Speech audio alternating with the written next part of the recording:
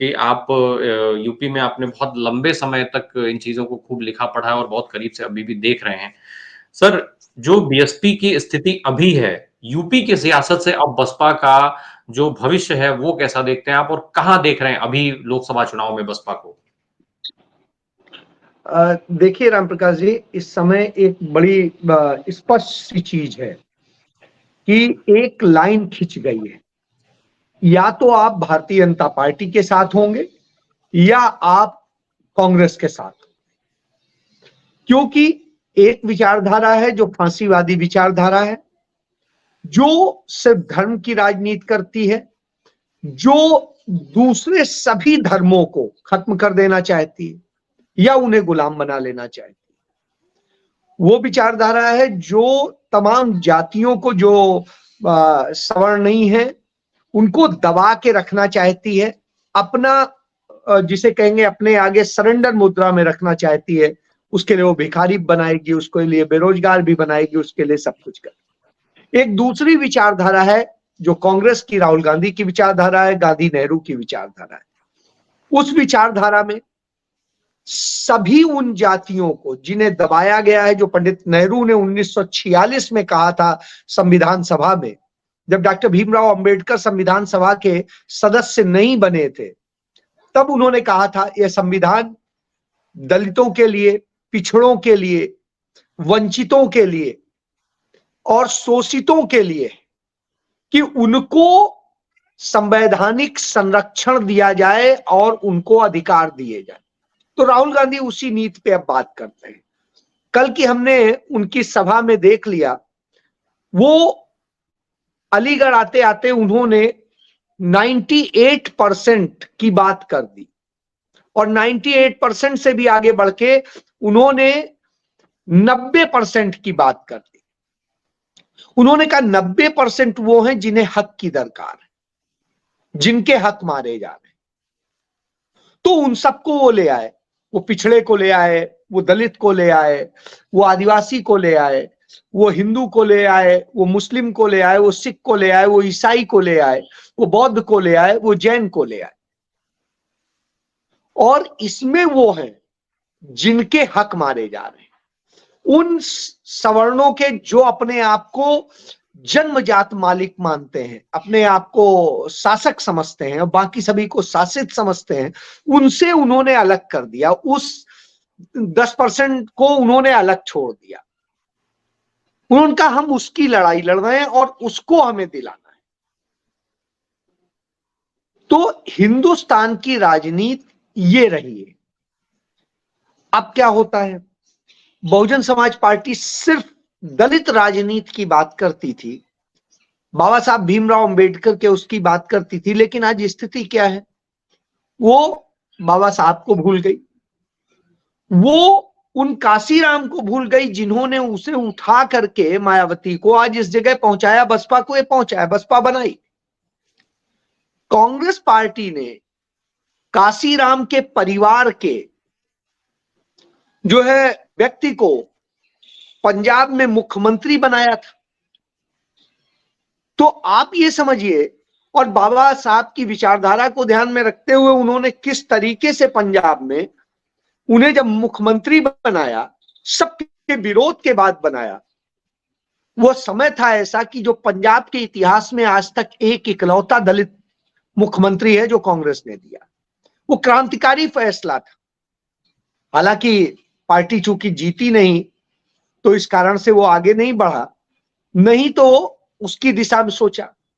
Congress party ने अपना राष्ट्रीय अध्यक्ष आज उस दलित वर्ग से बनाया है जिसके ऊपर ऐसा हमला हुआ था एक वक्त में कि आप सोचिए, उनके परिवार को पेड़ में बांध करके जला दिया था उन लोगों ने। तो उन ब्राह्मणवादी विचारधारा के लोग जो हैं उनसे लड़ने की लड़ाई है, ये हर दबे कुचले की लड़ाई है। तो ये दो खाई हैं और जिसमें कोई धर्म का भेद नहीं है, सभी धर्म का समान रूप से सम्मान है। यह वह सेक्युलरिज्म नहीं है जिसमें सभी धर्मों को बाहर फेंक दो, इसमें है कि सभी को बराबर सम्मान दो। तो वह जो एक सोच थी वो विचारधारा है। तो ऐसी स्थिति में दो पाले चुनने हैं। अब बसपा किस पाले में जाएगी यह वो नहीं क्लियर कर रही है, और जब यह नहीं क्लियर करती है तो उसके लोग भ्रमित होते हैं। यही इसी का नतीजा है कि उनके जो 10 सांसद जीते थे 2019 के चुनाव में, उन 10 में से 10 भागने की फिराक में, एक भी रुकने को नहीं तैयार। 3 कांग्रेस के संपर्क में है, 3 सपा के संपर्क में है, 4 भाजपा के संपर्क में, 1 भाजपा में शामिल हो चुका है। तो यानी उनकी स्थिति अब यह है कि किधर जाना है यह तय करना। और मायावती का यह है जो तटस्थ रहने का, क्योंकि एक युद्ध का दौर होता है तब तटस्थ नहीं रहा जा सकता। और कृष्ण ने गीता में यह बात बता दी कि या तो आपको अन्याय के खिलाफ बोलना होगा या अन्याय के साथ खड़ा होना होगा, और यदि आप तटस्थ होंगे तो आप खत्म हो जाएंगे। तो आज की दशा वही है कि यह अपने खात्मे की ताबीर खुद लिख रही है और कोई और नहीं लिख रहा है। और जिस तरीके से उनके ऊपर तमाम सारी चीजें क्यों लिख रही हैं, इसके पीछे भी पूरा देश जानता है। इसकी वजह क्या है कि उन्होंने उनकी सरकार के दौरान जिस तरीके से तमाम वसूली होती थी, तमाम दूसरी चीजें होती थी, उन सब चीजों पे चर्चा होती है, भ्रष्टाचार की चर्चा होती है, जिस तरीके से और बहुत सारी चीजें हैं। तो वो यह बताता है कि वो निश्चित रूप से एक बुरी हालात में लेके जा रही। जी अजय सर, एक तो जो बात राजेंद्र सर कह रहे हैं कि पार्टी के अस्तित्व की चिंता उनको कम है, अपनी चिंता ज्यादा कर रही है, तो क्या बिना पार्टी के उनका अपना अस्तित्व बचा रह पाएगा? और दूसरा, पूर्वी उत्तर प्रदेश और पूर्वी उत्तर प्रदेश और पश्चिमी उत्तर प्रदेश की अगर हम बात करते हैं, पश्चिमी उत्तर प्रदेश में सिर्फ चंद्रशेखर रावण अब गठबंधन का हिस्सा हैं। एक विकल्प के तौर पर, दलित वोटर्स को साधने के विकल्प के तौर पर उनको देखा जा रहा था। लेकिन पूर्वी उत्तर प्रदेश में इंडिया गठबंधन के अंदर भी अभी इस तरीके के स्वीकार्य नेता की जो दलित वोटर्स को अपने साथ समेट लाए, ये अभी उसका अभाव दिख रहा है। क्या कुछ ऐसा विकल्प अभी आपको दिख रहा है इंडिया गठबंधन के अंदर जो पूर्वी उत्तर प्रदेश को भी साध पाएगा, खासकर दलित वोटर्स के लिहाज से? देखिए, मैं समझ सकता हूं कि तमाम नेताओं का अभाव भी हो सकता है, तमाम उस तरह के चेहरों का अभाव हो सकता है, इसमें कहीं कोई दो राय नहीं। लेकिन जैसे मैंने पहले कहा कि आज स्थानीय नेताओं का ठीक है, महत्व तो होता है, उनकी अपनी एक जरूरत होती है। लेकिन जैसे आपको याद होगा, एक समय चाहे मध्य प्रदेश का चुनाव हो, चाहे राजस्थान का चुनाव हो, चाहे छत्तीसगढ़ का चुनाव हो, नरेंद्र मोदी ने क्या कहा? मोदी की गारंटी। और तमाम सारे ऐसे नेता जीत गए चुनाव जिनकी स्थिति ये थी कि वहां लोग उन्हें जानते तक नहीं है बहुत ज्यादा। मैं उदाहरण और देता हूं। इसी तरीके की स्थिति में चंडीगढ़ में सांसद है किरण खेर, जिन्होंने कुछ नहीं किया, बहुत बुरी स्थिति थी, शिकायत थी। और स्थिति ये कि नरेंद्र मोदी ने कहा नहीं, आप किसी और को नहीं, आप मुझे वोट दे रहे हैं। तो विश्वसनीयता टॉप लीडरशिप पे आज चल रही है। आज स्थिति यह है कि इस आधार पर फैसले अधिक हो रहे हैं। मैं ये नहीं कहता हूं कि लोकल फैक्टर काम नहीं करते हैं, निश्चित रूप से होते हैं, लेकिन उससे ज्यादा आज प्रभावशाली हो गए। क्यों? वजह बिल्कुल साफ। आज जैसे मैंने कहा कि लाइन एक खिंच गई है, और स्थिति यह है कि आपको लोकतंत्र बचाना है, संविधान बचाना है, इस देश को बचाना है, इस देश के एसेट्स को बचाना है, नौकरियां और सब रोजगार बचाने हैं, कारोबार बचाने हैं, या नरेंद्र मोदी के मित्रों को सब सौंप देना है, इसको एक धर्म का देश बना देना है, कुछ जातियों का जो ताकतवर जातियां हैं उन्हीं के हाथ में सब सौंप देना है, उन्हीं के हिसाब से चलना है, और संघी सरकार चलनी। आपकी मुंह जवान सिल दी जाएगी, आपके ऊपर तमाम हमले होंगे, तमाम पहरे होंगे। तो इस तरह के हालात हैं। ऐसी स्थिति में आज ये लड़ाई न डेवलपमेंट की है, न किसी और चीज की है। आज प्योर लड़ाई जो है इस बात की है कि एक सरकार जो हिंदुस्तान के इतिहास की सबसे भ्रष्ट सरकार है, जो अपने भ्रष्टाचार को कानूनी जामा पहना करके भ्रष्टाचार करती है। वो कहती है हम राफेल का सौदा करेंगे, लेकिन उसमें एक शर्त जोड़ देंगे कि इस सौदे की कभी जांच नहीं हो सकती, और इंटरनेशनल ट्रीटी होगी तो इसे भंग नहीं किया जा सकता। वो कहती है कि हम कोल स्कैम करेंगे, लेकिन कोल स्कैम करने के बाद इतना बड़ा कोल स्कैम हुआ, कांग्रेस पे तो आरोप लगता था, वहां तो साबित हो गया नहीं हुआ था, अदालत में साबित हुआ है नरेंद्र मोदी के शासनकाल में।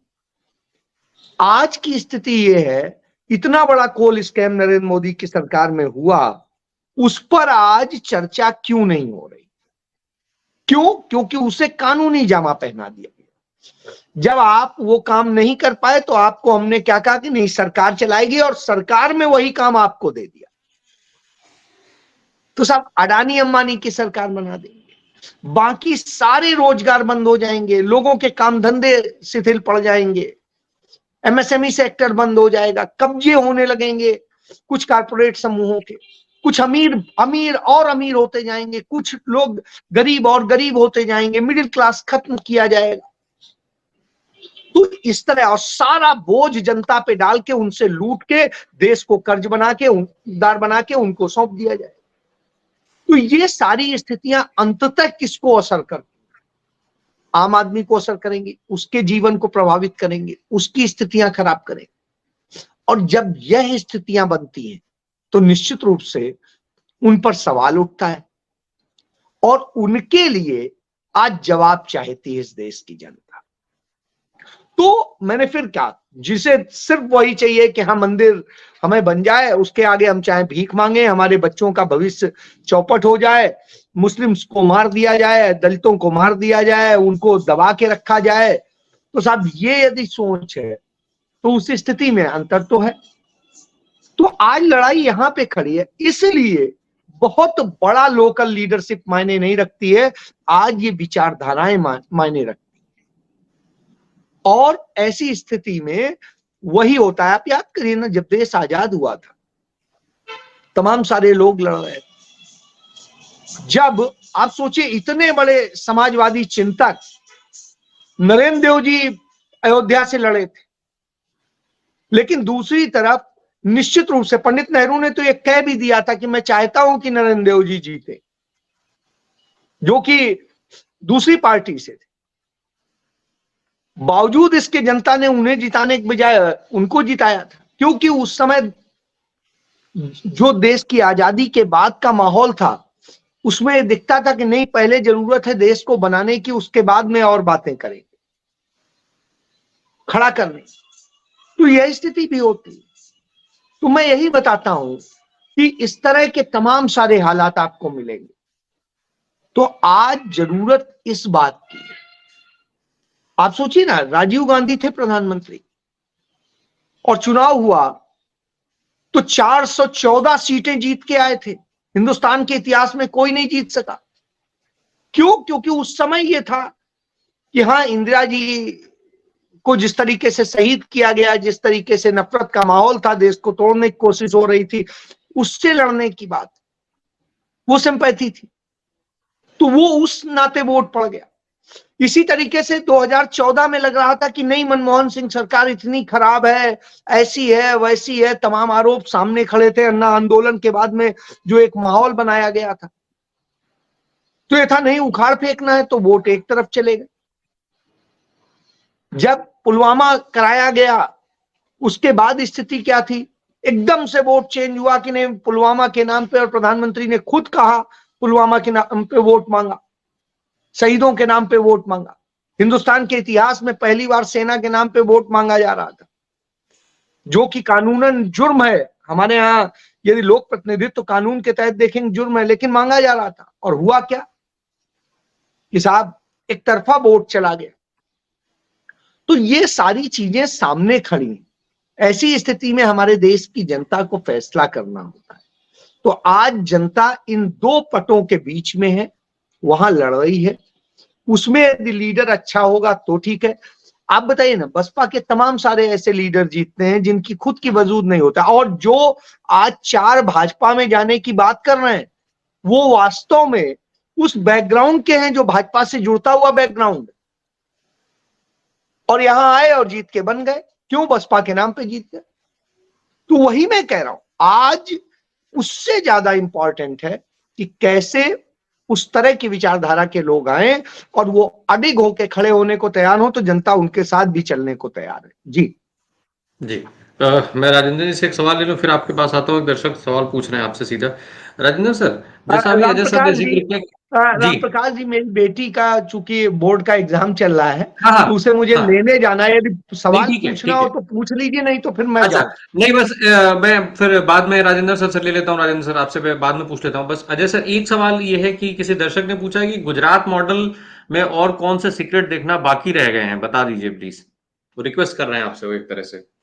नहीं, गुजरात मॉडल में कोई कोई सीक्रेट नहीं है। बस देखिए, सीधी सी बात, अब तो खुल के आरएसएस बोलने लगी है कि हमें अब आने के बाद संविधान बदलना है, हमें इस देश को एक धर्म का राष्ट्र बना देना है, हमें किस तरीके से वही जाति प्रथा, बार बार ये कहते हैं। देखिए, मोहन भागवत तक ने कहा मनुवाद को लागू करना है। तो मनु ने बनाई थी जाति प्रथा, किसी ब्राह्मण ने नहीं बनाई थी।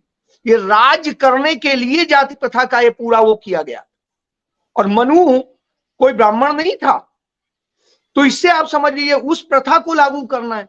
वो कहते हैं, जस्टिफाई करते हैं कि वर्ण व्यवस्था तो बहुत अच्छी है, ये देश के लिए बहुत जरूरी है। अब आप सोचिए, जो वर्ण व्यवस्था का वो करते हैं, जो एक धर्म विशेष का ही करते हैं, जो इस बात को करते हैं कि संविधान बदल देना चाहिए, निश्चित रूप से वो इस देश के लिए बिल्कुल खतरनाक है। क्योंकि हमारा देश कोई एक देश का एक टुकड़ा नहीं है, और कभी हिंदुस्तान एक कभी भारत नहीं रहा है, ये तमाम राज्यों का समूह ही रहा है। तो भारत नाम का तो कोई देश कह दीजिए अलग से, कोई बृहद देश हो जिसे कहते हैं अखंड भारत, तो अखंड भारत टाइप की कोई चीज कभी नहीं रही। हम 50,000 साल का भी इतिहास देख लें तो भी कहीं नहीं मिलता है। जब हम अफ्रीका से हम सब चले थे और मानव जाति का जैसे हुआ, जो अभी तक साइंटिफिकली प्रूव है, तो ऐसी स्थिति में आप ये समझ लीजिए, तो इनका सिर्फ एक संकुचित विचारधारा के भीतर, और पूरी दुनिया में इस बात का सबूत है, जिन जिन देशों ने धर्म के आधार पर राजनीति की, या धर्म के आधार पर सब कुछ चला, या संकुचित इस विचारधारा के साथ चला, वो देश बर्बाद हुए हैं अंततः। और उनके साथ जो दुर्गति, जहां जहां तानाशाही हुई है, वो देश खत्म हुए हैं और उन सब की बर्बादी हुई है। यह सारे इतिहास में मौजूद है। इसलिए सबक लेने की जरूरत और समझने की जरूरत है। तो यही चीज है कि जो गुजरात में किया गया, चाहे साबरमती एक्सप्रेस में विस्फोट कराने का काम किया गया, या उसके बाद फिर गोधरा में हुआ है और सब जगह हुआ, और उसके बाद में जैसे दिखाया गया, हिंदू हृदय सम्राट बना करके जिस तरीके से पेश करने की कोशिश की गई। प्रधानमंत्री का काम मंदिर मंदिर जाना तो नहीं है, उसको हम सैलरी इसलिए देते हैं, इतनी बड़ी बड़ी महंगी सुविधाएं इसलिए देते हैं, अपने हमारे पैसे का है, कोई उनका नहीं है कि उनके अपने बाप का पैसा हो। हमारे आपके चूसा जाता है पैसा, इंजेक्शन लगा के निकाला जाता है। हम बिस्किट का एक पैकेट लेते हैं तो भी टैक्स देते हैं। उस पैसे से वो मंदिर मंदिर जा रहे हैं, घूम रहे हैं, अय्यासी कर रहे हैं, कहीं समुद्र में डुबकी लगवा रहे हैं, कहीं कुछ कर रहे हैं, कहीं कुछ कर रहे हैं। इसके लिए प्रधानमंत्री नहीं होता। प्रधानमंत्री इस देश के को सुव्यवस्थित करने के लिए होता है, उसके अधिक से अधिक व्यवस्थाएं करने के लिए होता है, वो कस्टोडियन होता है, वो कम से कम टैक्स लेकर के अधिक से अधिक डिलीवर करने की उसके लिए होता है। और वह नेहरू मॉडल सबसे बड़ा उदाहरण है इसका। तो वो देखने की जरूरत है, सबको साथ लेके चलने की जरूरत होती है उसकी, और सबको बराबर सम्मान देने की होती है, और उसको सबको सभी के अपने हकों को संरक्षित करने की होती है, उसकी जरूरत। तो चलिए